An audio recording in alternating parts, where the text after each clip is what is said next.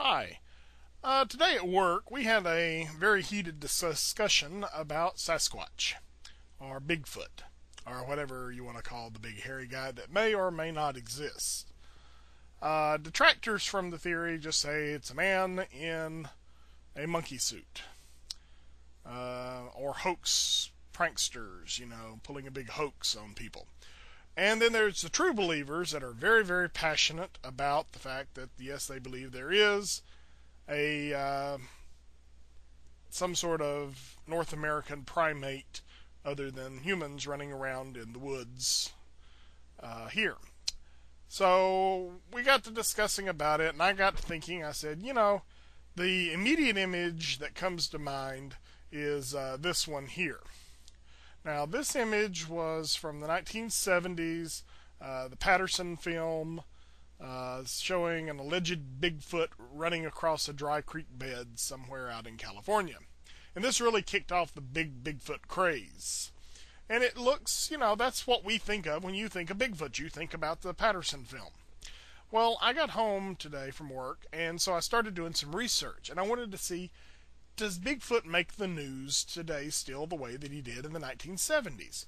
And in fact, yes, he does. But the Sasquatch has become much, much angrier. See, back in the 70s, all that Bigfoot did was he just scampered along and hid in the trees. But now, big feet are attacking people. See, a 560-pound creature was apparently caught last March in Montana and was being kept by somebody, I don't know, as a love slave, somebody with a bikini wax fetish or something, I don't know, with a lot of hair. But anyway, so this Bigfoot apparently had been kept in Montana for a good while, according to the Weekly World News. And that is, of course, where I get all of my news, because if it's not in there, it definitely was not true. But the Bigfoot escaped and apparently has killed 2 people. So it seems that this wild animal perhaps does exist, because obviously they had a 560-pound creature. I mean, they'd know that only if you had the animal and you put it up on a scale. Of course, it could have been just a 560-pound, very, very hairy man that had been kept by some crazed, hunters in Montana. And you would expect a 560-pound hairy man to, after a while, get really tired of hanging out with a bunch of hunters. And so it's possible that, yes, he actually just killed the people to get away from them from a kidnapping. And so that's possible. And so I thought, well, let me look and see if there's any other news stories about Bigfoot. And I found yet another one, again showing how violent the Sasquatches have become. My 8 hours of hell with Bigfoot. Now, let me tell you right now, I've gone on some piss-poor dates in my time. But never would I put up with 8 hours of hell with Bigfoot. Because our 560-pound Bigfoot apparently has put on a lot of weight. Because it clearly says here he's up to 700 pounds now. In fact, 700 pounds of savage fury was trying to tear me apart. A mountain climber's own story, it's labeled. And it's got a nice little picture of Bigfoot, or something there, anyway, that you can maybe interpret as a Bigfoot. But my point was that the big feet have become much, much more violent. And so we need some kind of system to reintegrate big feet back into our society. Sasquatches can become productive members if President Bush's immigration plan is approved. They could become very, very, profitable exhibits, really. I mean, a lot of people would pay good money to see a Bigfoot.